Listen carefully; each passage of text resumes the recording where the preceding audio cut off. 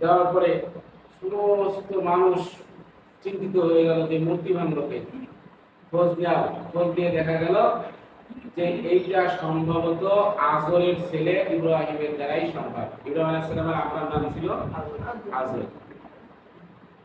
তো ইব্রাহিম আলাইহিস সালামকে জিজ্ঞাসা করা হলো, ও ইব্রাহিম, তুমি কি এই কাজ করেছো? ইব্রাহিম আলাইহিস সালাম কৌশলে উত্তর দিলেন, আচ্ছা আমি তো করব। আমি কিভাবে করলাম? তোমরা তো যাকে মূর্তি মানো, যাকে তোমরা প্রভু মানো, তো তোমাদের এই প্রভুর যে বড় প্রভু আছে ওই প্রভুকে জিজ্ঞেস করো, যেহেতু কোরআনরা তার গাড়ির উপরেই আছে, মারলে হয়তোবা এই বড়টাই ছোটটাকে মারছে, ছোটগুলাকে, যাতে করে এজন্য এই যে ছোটগুলা মনে হয় বড় প্রভু কি করে নাই কথা মানে। তো তখন ওই নাদান বুকারা তখন ইব্রাহিম আলাইহিস সালামকে বলতেছে যে আপনি কি পাগল হয়ে গিয়েছেন? মূর্তি যেটা আমাদের হাতের বানানো জিনিস, এ কখনো কথা বলতে পারে না? কথা বলতে পারে না, সে কারোর উপকার করতে পারে না ক্ষতি করতে পারে। তার গায়ে যদি একটা মাছি বসে, সে মাছিকে সরানোর শক্তি তার নাই। তো সে কিভাবে এগুলাকে হত্যা করলো? এটা তো সম্ভব না, এটা তোমারই কাজ। ইব্রাহিম আলাইহিস সালাম বললেন যে তোমরা জানো যে তার গায়ে মাছি বসলেও সে সেটাকে সরাইতে পারে না, ভালো মন্দ কিছুই করতে পারে না, তাহলে কেন তোমরা তার উপমা করো, তাকে কেন পূজা করো? এটা উত্তর দাও। তো তখন তারা উত্তর না দিয়ে তখন বললো, ইব্রাহিম আলাইহিস সালামকে বললো যে তুমি এরকম ভাবে মারছো বিধায় আমরা তোমার শাস্তি দিব। আমরা এটা আমাদের বাপ-দাদার ধর্ম, এটা আমরা মেনে আসতেছি, মেনে আসবো।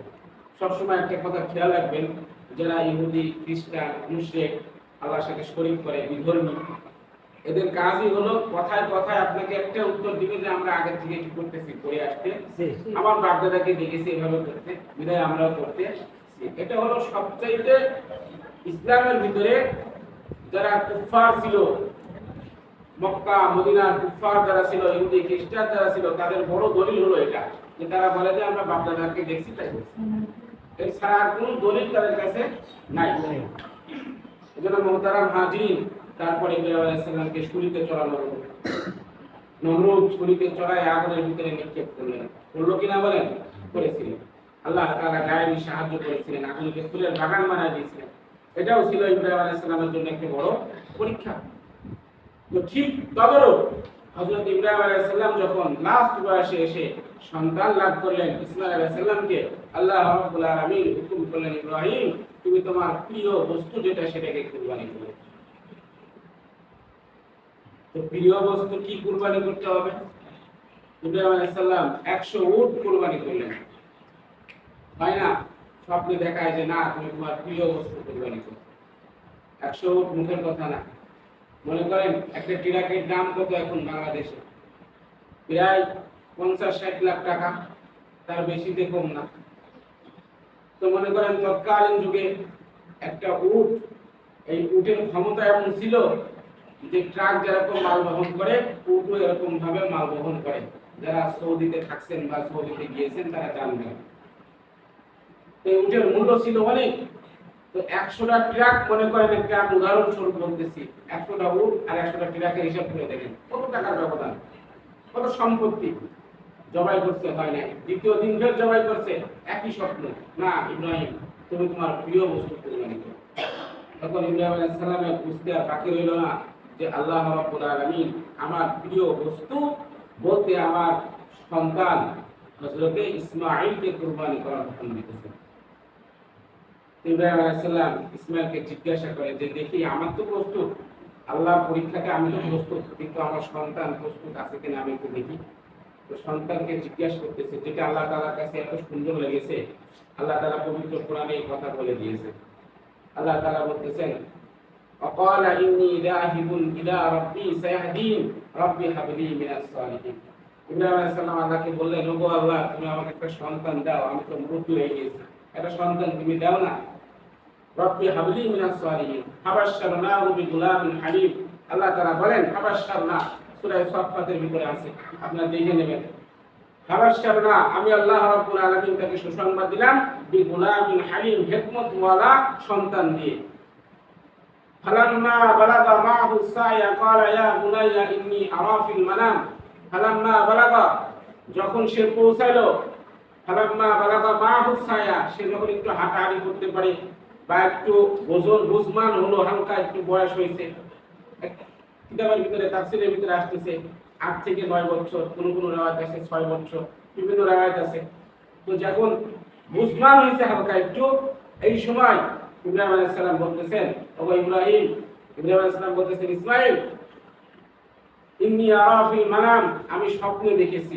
মানাম নাউম থেকে, এই যে ফজরের সময় আযান দেয় না, আযানে বলে না আসসালাতু খায়রুন মিনান নাওম, বলেন নাউম মানে কি? ঘুম। ঘুম। এই নাউম থেকে মানাম, মানাম মানে ঘুম, ঘুমের ভিতরে দেখা। তো ঘুমের ভিতরে ইন্নী আরা মানে আমি দেখেছি, ফিল মানাম ঘুমের ভিতরে, স্বপ্নের ভিতরে। তো ইব্রাহিম ইসমাঈল আলাইহিস সালাম জিজ্ঞাসা করতেছেন, আপনারা কি স্বপ্ন দেখেছেন? তো বলতে স্বপ্ন দেখেছি আন্নী আযবাহুকা, আমি তোমাকে জবেহ করব। আযবাহুকা জবহুন থেকে, আমি তোমাকে কি করব? জবেহ করব। ফানজুর মাযা তারা, তুমি তোমার খেয়াল বলো। ফানজুর বলো, তুমি তোমার খেয়াল। মাযা তারা, এই ব্যাপারে তোমার হুকুম কি? তুমি কি বলতে চাও? তোমার মনের কথা বলো।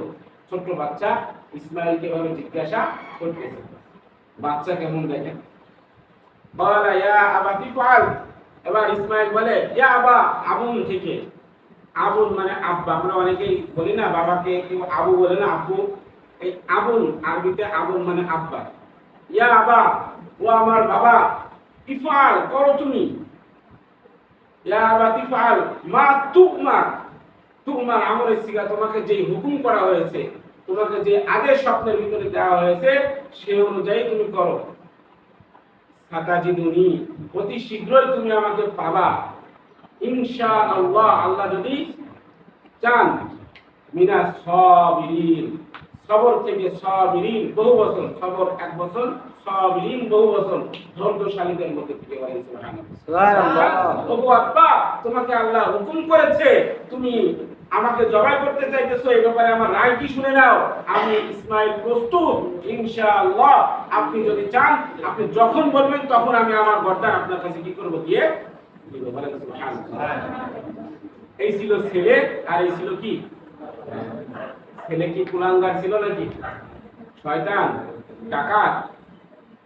তা আল্লাহ তাআলা এখানে প্রশ্ন হয়, তা আল্লাহ তাআলা ইনাকে জবাই করতে বলেন কেন? নেককার সন্তান, খুব ভালো সন্তান, এই সন্তানকে আল্লাহ তাআলা জবাই করার হুকুম দিল কেন? যদি একটা ডাকাত হতো তো তখন না একটা মানা যেত যে ডাকাতকে কুরবানি করার কথা বলছে। এখান থেকে কিছু কিছু মাসআলা বাহির হয়, সকলে খেয়াল করব। মাসআলাগুলো হলো এরকম যে অনেকেই বলে হজ করে কি হবে? হজ না করে হজের টাকাটা গরিব দুঃখীর মাঝে বিলায় দিলে, অনেক এরকম গরিব আছে যে গরিবের মেয়ের বিয়ে হচ্ছে না, যদি তাকে দেয় তো সেই গরিবটার মেয়েকে বিয়ে দিতে পারত।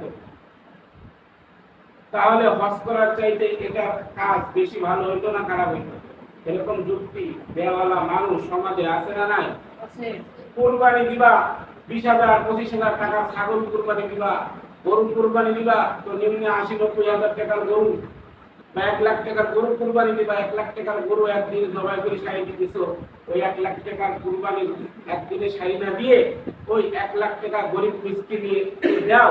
ওই গরিব মিসকিন সে ওই 1 লাখ টাকার উপরে ভর করে 2-5 জন গরিবকে দাও, তারা ওই টাকা নিয়ে ভর করে কিছু ব্যবসা বাণিজ্য করে তারা নেক্সট টাইমে স্বাবলম্বী হতে পারবে।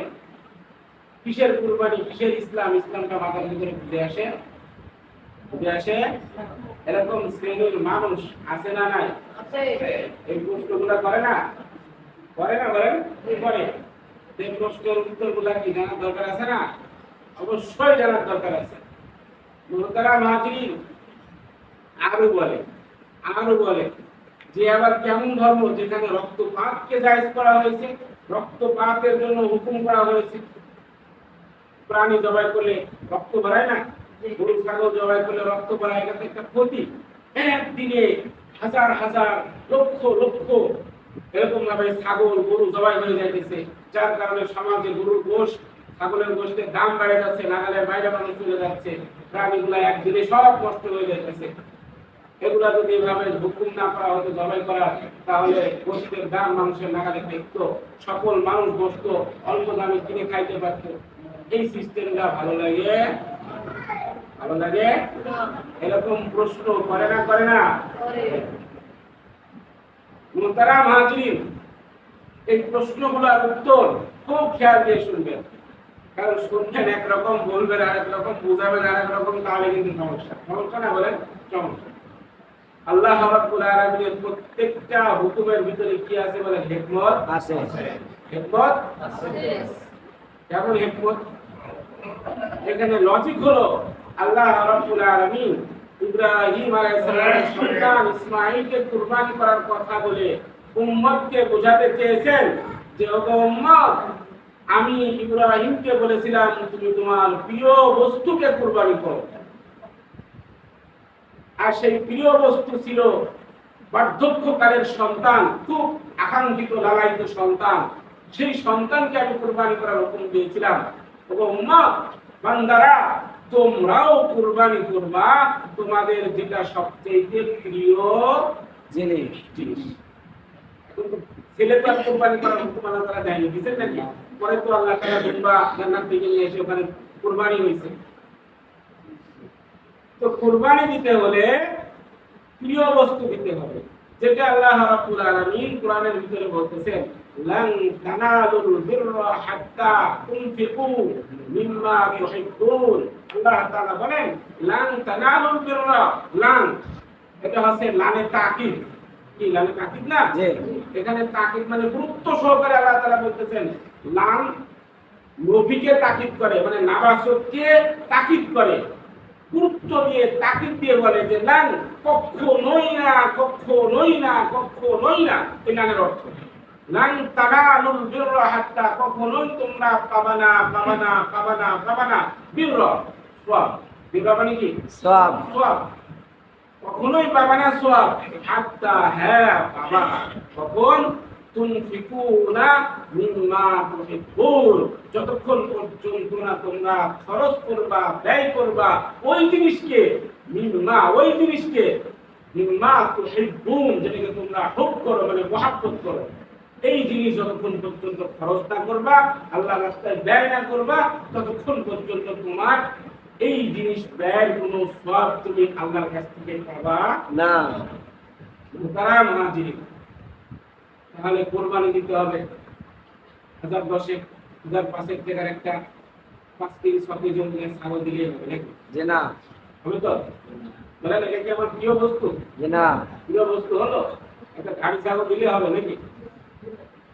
কার জন্য গাড়ি ছাগল দিবে? তার কাছে যদি প্রিয় মনে হয় যে না এটাই আমার কাছে সবচেয়ে উত্তম সম্পদ, তুমি দাও। তোমার মনকে প্রশ্ন করো, রাত্রে শুয়ে তোমার মনের কাছে প্রশ্ন করো যে আমার প্রিয় বস্তু কোনটা আর আমার অপ্রিয় বস্তু কোনটা, তাহলে তুমি মিলাই ফেলো। এটা হলো এক নাম্বার। দ্বিতীয় নাম্বার লজিক হলো এখানে আল্লাহ রাব্বুল আলামিন বলেন যে এইটা আমার হুকুম, এখানে কোনো যুক্তি নাই। আল্লাহ রাব্বুল আলামিনের হুকুম, এই হুকুমকে পালন করতে হবে। হুকুমকে পালন করলে কি ফায়দা? দুইটা থেকে অনেক ফায়দা বলছেন, আমি দুইটা ফায়দা আপনাদের কাছে বলতেছি। একটা ফায়দা হলো হযরত ইসমাঈল আলাইহিস সালামকে কুরবানির হুকুম করার কারণে আল্লাহ রাব্বুল আলামিন এই ইসমাঈল আলাইহিস সালামের বংশে এত এত সন্তান দান করেছে, এত বরকত দান করেছে, যাদের নসল, যাদের বংশের ধারাবাহিকতা আজ পর্যন্ত পৃথিবীতে আছে। সুবহানাল্লাহ। যাদেরকে সাইয়েদ নামে ডাকা হয়। কি নামে বলেন? সাইয়েদ। সাইয়েদ নামে, যেরকম সৈয়দ আশরাফ আরশাদ মাদানী রাহমাতুল্লাহ আলাইহি, মাদানী রাহিমাহুল্লাহ, ইন্ডিয়াতে বাড়ি, উনি হচ্ছে আওলাদে রাসূল, মানে রাসূল সাল্লাল্লাহু আলাইহি ওয়াসাল্লামের বংশধর। এমনকি রূহানি ভাবে আল্লাহ তাআলা বরকত দান করেন। রূহানি ভাবে কিভাবে? আল্লাহ রাব্বুল আলামিন শেষ নবী সাইয়্যিদুল মুরসালিন খাতামান নবিয়্যিন শাফিউল মুসলিমিন আহমদ মুস্তাফা সাল্লাল্লাহু আলাইহি ওয়াসাল্লামকে আল্লাহ রাব্বুল আলামিন জন্ম দিয়েছেন, আল্লাহ রাব্বুল আলামিন সৃষ্টি করেছেন ওই বংশ থেকে যেটা ছিল হযরতে ইসমাঈল আলাইহিস সালামের বংশধর। আল্লাহ তাআলা ইসমাঈল আলাইহিস সালামের বংশের থেকেই মুহাম্মদ সাল্লাল্লাহু আলাইহি ওয়াসাল্লামকে কি করেছেন? পৃথিবীতে ভূমিষ্ঠ করেছেন। এজন্য মুহতারাম হাজির, শুধু ইসমাঈলকে কুরবানি করার হুকুমের কারণে এই ফজিলত। তাহলে আমরা যেটা চোখে দেখি যে একদিনে অনেক কোরবানি নষ্ট হয়ে যাইতেছে, একদিনে অনেক প্রাণী নষ্ট হয়ে যাইতেছে, আসলে নষ্ট হইতেছে না। দেখেন আপনারা দেখবেন মিনাতে যায় হাজিরা যারা গিয়েছে হজে, এমন নাহার 9 তারিখে মিনাতে যে হাজিরা কত কুরবানি করে, এটা দেখতেন তাহলে বুঝতে পারতেন, না দেখলে বুঝতে পারবেন না। আবার গোশতগুলা সব খাইতে পারবেন, অনেক সব প্রায় গোশত দিতে হয় কোথায় বাইতুল মালে দিতে হয়, ওগুলো আবার পরে বন্টন করে দেশগুলোকে কি করা ভাগ করে দেওয়া হয়। তো যাই হোক, আমার ওটার কথা উদ্দেশ্য না, কথা হলো এটা যে আল্লাহ রাব্বুল আলামিন যে প্রাণীকে হালাল করেছে আর যেই প্রাণী দ্বারা কুরবানি করার হুকুম দিয়েছেন, ওই প্রাণীকে আল্লাহ রাব্বুল আলামিন বরকত দিয়েছেন, এত বরকত যেই বরকত আমরা দেখে গুণে শেষ করতে পারবো। গরু কুরবানি করা যায় না, যায় নাই?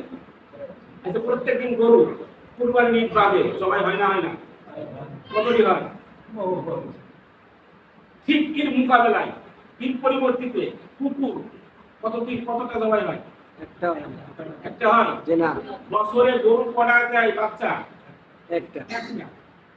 খুব ভালো গাই হলে পরে একটা বেশিও দিতে পারে। একটা কুত্তা বছরে কয়টা বাচ্চা দেয়? 7টা, 8টা, 9টা, 10টা, 12টা পর্যন্ত দিয়ে দেয়। আচ্ছা, কুত্তাকে কেউ মারে নাকি? জবাই করে? কিন্তু গরুকে প্রতিনিয়ত, গরু, ছাগল, মুরগি প্রতিনিয়ত মানুষ জবাই করতে আছে, খাইতেই আছে। আচ্ছা বলেন, কমতে আছে? না, কোনো কমতে আছে না। আল্লাহ রাব্বুল আলামিন বলতেছেন, বান্দা আমি যে জিনিসটা তোমাদের জন্য হালাল করেছি, এই জিনিস যখন তুমি আমার রাস্তায় কুরবানি করবা, আমি ওই গরুর ভিতরে, আমি ওই ছাগলের ভিতরে এমন ভাবে, উটের ভিতরে, দুম্বার ভিতরে, মহিষের ভিতরে এমন ভাবে বরকত দেব, তুমি কিয়ামত পর্যন্ত খেয়ে শেষ করতে পারবা না।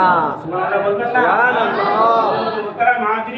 আরেকটা কথা বলে দিই, কুরবানির বস্তু যেটা জবাই করা হয়, এই জবাই করা বস্তুটা ফুল সিরাত আছে না, ফুল যেটাকে বলা হয় জাহান্নামের উপর দিয়ে যে ফুল আছে, এই ফুল আমাদেরকে পার হতে হবে, হবে কিনা বলেন? এই কুরবানির বস্তুটা কিয়ামতের ময়দানে ওই ফুল সিরাতের কাছে এসে দাঁড়ায় থাকবে। দাঁড়ায় থেকে কি বলবে যে আল্লাহ, এই বান্দা আমাকে দুনিয়ায় থাকতে কুরবানি দিয়েছিল, আর এই বান্দা আমি কুরবানির বস্তু থাকতে জাহান্নামের ভিতরে পড়বে, কুরবান হতে পারবে না, এটা কখনো সম্ভব হতে পারে না। না, আমার পিঠের উপরে চড়াই দাও। আল্লাহ রাব্বুল আলামিন ফেরেশতাকে হুকুম করবে, ওই বান্দাকে ওই বস্তুর উপরে, ওই